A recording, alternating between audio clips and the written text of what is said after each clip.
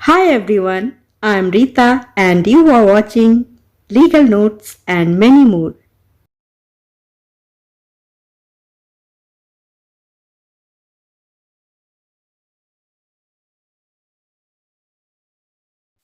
नमस्कार साथियों, आज की वीडियो सीआरपीसी यानी कि क्रिमिनल प्रोसीजर कोड, जिसे हिंदी में दंड प्रक्रिया संहिता 1973 कहते हैं कि इंट्रोडक्शन वीडियो है। इसमें हम सीआरपीसी यानी कि दंड प्रक्रिया संहिता के बारे में विस्तार से चर्चा करेंगे। फ्रेंड्स, सीआरपीसी हमें यह जानकारी देती है कि किस अपराध के लिए किसी धारा के लगाए जाने पर दंड देने का विधान यानी कि तरीका और उसकी क्या प्रक्रिया होती है। तो चलिए वीडियो शुरू करते हैं। फ्रेंड्स, किसी भी विषय को समझने के लिए उसकी जड़ तक जाना आवश्यक होता है, अर्थात उसके इतिहास को जानना जरूरी होता है। इसी तरह सीआरपीसी को अच्छी तरह से समझने के लिए उसके इतिहास के बारे में भी जानना बहुत जरूरी है। जैसा कि हम सभी जानते हैं कि मध्यकालीन भारत में मुस्लिम शासकों का शासन था, इसलिए भारत में मुस्लिम शासकों द्वारा निर्धारित कानून उस समय प्रचलन में थे। इसके बाद मुस्लिम आपराधिक कानून का प्रचलन शुरू हुआ और पूरे मध्यकालीन भारत में इन्हीं मुस्लिम कानूनों का व्यवहार यानी कि इम्प्लीमेंटेशन होता रहा। बाद में आधुनिक भारत के शुरुआत में जब अंग्रेजों का भारत में आगमन हुआ तो ब्रिटिश शासकों ने 1873 का रेगुलेटिंग एक्ट पारित किया यानी कि पास किया, जिसके तहत पहले कोलकाता में, बाद में मुंबई तथा मद्रास में एक सर्वोच्च न्यायालय की स्थापना की गई। यह सुप्रीम कोर्ट क्राउन से संबंधित मामलों में निर्णय देते समय ब्रिटिश प्रक्रियात्मक कानून यानी कि ब्रिटिश प्रोसीजरल लॉ को लागू करते थे। सन 1857 यानी कि 1857 से पहले तक यही व्यवस्था लागू रही। 1857 के बाद जब क्राउन ने भारत का प्रशासन अपने हाथ में ले लिया तो भारत में पूरी तरह से ब्रिटिश कानून लागू होने लगे। बाद में 1861 यानी कि 1861 में ब्रिटिश संसद ने आपराधिक प्रक्रिया संहिता 1861 पारित किया और सीआरपीसी 1882 में लागू हुआ और फिर 1898 में इसमें संशोधन किया गया और फिर स्वतंत्र भारत में इसमें 1973 में 41वें विधि आयोग यानी कि 41 लॉ कमीशन की रिपोर्ट के अनुसार संशोधन किया गया था। फ्रेंड्स, यह था सीआरपीसी के बनने तथा उसके लागू होने का इतिहास। आइए अब क्रिमिनल प्रोसीजर कोड 1973 के बारे में जानते हैं। फ्रेंड्स, यह सिद्ध करने यानी कि प्रूव करने के लिए कि किसी व्यक्ति ने कोई अपराध यानी कि क्राइम किया है, जो प्रक्रिया जिसे इंग्लिश में प्रोसीजर कहते हैं अपनाई जाती है या अपनाई जानी चाहिए, उस प्रक्रिया को दंड प्रक्रिया यानी कि क्रिमिनल प्रोसीजर कहते हैं और इंडिया में इस कार्य के लिए दंड प्रक्रिया संहिता 1973 का प्रयोग होता है। फ्रेंड्स, प्रक्रिया वह क्रिया या प्रणाली जिसे कि इंग्लिश में सिस्टम कहते हैं होती है जिससे कोई वस्तु होती, बनती या निकलती हो।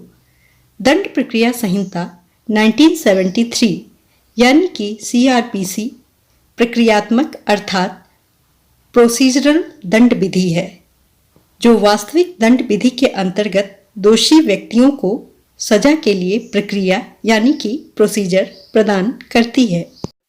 दंड प्रक्रिया संहिता 1973 यानी कि क्रिमिनल प्रोसीजर कोड 1973 में भारतीय दंड संहिता यानी कि आईपीसी या किसी अन्य कानून के अंतर्गत आने वाले हर एक अपराध के लिए प्रत्येक जांच यानी कि एवरी इंक्वायरी, जांच और परीक्षण यानी कि इंक्वायरी और इन्वेस्टिगेशन में अपनाई जाने वाली प्रक्रिया यानी कि प्रोसीजर के बारे में विस्तृत विवरण यानी कि डिटेल्ड इंफॉर्मेशन शामिल है। फ्रेंड्स, 1882 की दंड प्रक्रिया संहिता से पहले तक आपराधिक प्रक्रिया के लिए कोई समान विधि यानी कि यूनिफॉर्म लॉ नहीं था। 1898 में इसे बदलकर इसके स्थान पर नई संहिता लाई गई और इस अधिनियम में 1923 और 1955 में सुधार किया गया था। Friends, criminal procedure code 1973 Bharat में आपराधिक कानून के क्रियान्वयन यानी कि इम्प्लीमेंटेशन के लिए मुख्य कानून है। CRPC दंड प्रक्रिया संहिता यानी कि क्रिमिनल प्रोसीजर कोड का संक्षिप्त नाम है। दंड प्रक्रिया संहिता 1973 में पारित यानी कि पास हुआ और 1 अप्रैल 1974 से लागू हुआ। फ्रेंड्स, जब कोई अपराध यानी कि क्राइम किया जाता है तो हमेशा दो प्रक्रियाएं मतलब प्रोसीजर होती हैं जिन्हें पुलिस अपराध की जांच यानी कि इन्वेस्टिगेशन करने में प्रयोग में लाती है। एक प्रक्रिया पीड़ित, जिसे कि इंग्लिश में विक्टिम कहते हैं, यानी कि जिसके साथ अपराध मतलब क्राइम किया गया हो के संबंध में होती है, और दूसरी आरोपी यानी कि जिसके ऊपर अपराध यानी कि क्राइम करने का आरोप है के संबंध में होती है। CRPC में इन दोनों ही प्रकार की प्रक्रियाओं यानी कि प्रोसीजर्स का ब्यौरा यानी कि डिटेल दिया गया है। फ्रेंड्स, IPC भारतीय दंड संहिता का संक्षिप्त नाम है। कुछ तरह के मानव आचरण यानी कि ह्यूमन कंडक्ट ऐसे होते हैं जो कानून की नज़र में प्रतिबंधित हैं।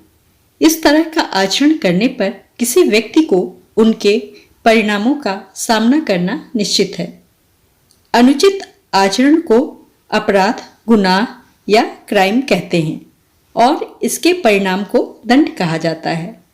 जो मानव व्यवहार अपराध माने जाते हैं उनके बारे में और हर अपराध से संबंधित दंड के बारे में ब्यौरा मुख्यतया IPC में दिया गया है और इस दंड को लागू करने में जिस प्रक्रिया को अपनाया जाएगा उसका ब्यौरा क्रिमिनल प्रोसीजर कोड में दिया गया है। दंड प्रक्रिया संहिता में वर्णित प्रक्रिया यानी कि प्रोसीजर के अंतर्गत ही अपराधी को दंड प्रदान किया जाता है। इसमें 37 अध्याय यानी कि 37 चैप्टर्स, 484 धाराएं यानी कि 484 सेक्शंस, 2 अनुसूचियां यानी कि 2 शेड्यूल्स और 56 प्रकार के फॉर्म हैं। फ्रेंड्स, ये तो था CRPC का परिचय और इतिहास यानी कि इंट्रोडक्शन और हिस्ट्री। आइए अब हम CRPC की महत्वपूर्ण धाराओं के बारे में भी जानते हैं। फ्रेंड्स, क्रिमिनल प्रोसीजर कोड का पहला महत्वपूर्ण सेक्शन है सेक्शन 41B। इसमें गिरफ्तारी की प्रक्रिया तथा गिरफ्तार करने वाले अधिकारी के कर्तव्य बताए गए हैं। अर्थात किसी अपराध के आरोपी व्यक्ति को गिरफ्तार करने में किन तरीकों को अपनाया जाएगा और जो व्यक्ति उन्हें गिरफ्तार करेगा उसे किन नियमों का पालन करना जरूरी है। फ्रेंड्स, अगली महत्वपूर्ण धारा है सेक्शन 41D। इसके अनुसार जब कोई व्यक्ति गिरफ्तार किया जाता है तथा पुलिस द्वारा उससे पूछताछ की जाती है तो गिरफ्तार किए गए व्यक्ति को पूछताछ के दौरान अपनी पसंद के अधिवक्ता से मिलने के अधिकार के बारे में पुलिस बताती है। जब किसी व्यक्ति को गिरफ्तार किया जाता है और पुलिस द्वारा पूछताछ की जाती है तब गिरफ्तार व्यक्ति पूछताछ के दौरान अपनी पसंद के अधिवक्ता यानी वकील या एडवोकेट से मिलने का हकदार होगा, किंतु संपूर्ण पूछताछ के दौरान नहीं। फ्रेंड्स, क्रिमिनल प्रोसीजर कोड की एक और महत्वपूर्ण धारा है सेक्शन 46। सेक्शन 46 गिरफ्तारी अर्थात किसी आरोपी व्यक्ति को किस तरह से अरेस्ट किया जाएगा और इसकी संपूर्ण प्रक्रिया क्या होगी, इस बारे में वर्णन करता है। फ्रेंड्स, सीआरपीसी की सेक्शन 106 से 124 तक के सेक्शन बहुत ही महत्वपूर्ण हैं। दंड प्रक्रिया संहिता के चैप्टर 8 में यह धाराएं परिशांति कायम रखने के लिए सदाचार के लिए प्रतिभूति शीर्षक यानी कि security for the maintenance of the peace and for good conduct नाम से दी गई हैं, जिसमें परिशांति के भंग होने की दशा में 107 से लेकर धारा 116 लागू होती है। धारा 107 कहती है, जब किसी कार्यपालक मजिस्ट्रेट को सूचना मिले कि संभाव्य है कि कोई व्यक्ति परिशांति भंग करेगा या लोक प्रशांति विक्षुब्ध करेगा या कोई ऐसा सदोष कार्य करेगा जिससे संभवतः परिशांति भंग हो जाएगी या लोक प्रशांति, जिसे कि इंग्लिश में पब्लिक पीस कहते हैं, विक्षुब्ध यानी कि भंग हो जाएगी, तब वह मजिस्ट्रेट यदि उसकी राय यानी कि ओपिनियन में कार्रवाई करने के लिए मतलब प्रोसीडिंग के लिए पर्याप्त आधार हों तो वह ऐसे व्यक्ति से इसमें इसके पश्चात उपबंधित रीति यानी कि प्रोवाइडेड मैनर से अपेक्षा कर सकेगा कि वह कारण दर्शित करे कि 1 वर्ष से अनधिक यानी कि period not more than 1 year या इतनी अवधि के लिए जितनी मजिस्ट्रेट नियत करना ठीक समझे, परिशांति कायम रखने के लिए उसे प्रतिभुओं सहित या प्रतिभुओं रहित बंध पत्र यानी कि बेल बॉन्ड निष्पादित यानी कि एग्जीक्यूट करने के लिए आदेश क्यों न दिया जाए। धारा 151 यानी कि सेक्शन 151 भी सीआरपीसी की एक महत्वपूर्ण धारा है। यह धारा चैप्टर 11 में है। इस धारा में पुलिस की निवारक शक्ति यानी कि deterrent power of the police के बारे में बताया गया है। यह धारा संज्ञेय अपराधों, जिसे कि इंग्लिश में कॉग्निजेबल ऑफेंसेस कहते हैं, को किए जाने से रोकने हेतु गिरफ्तार कर अपराध की गंभीरता को रोकती है और पक्षों को मजिस्ट्रेट के समक्ष प्रस्तुत करती है। फ्रेंड्स, धारा 154 भी सीआरपीसी की एक इम्पॉर्टेंट धारा है। यह धारा संज्ञेय मामलों यानी कि कॉग्निजेबल ऑफेंसेस में सूचना मतलब इंफॉर्मेशन से संबंधित है। With this, we complete this topic. If there is any doubt, any query, please write it in comment below and also do subscribe the channel. Bye bye for now.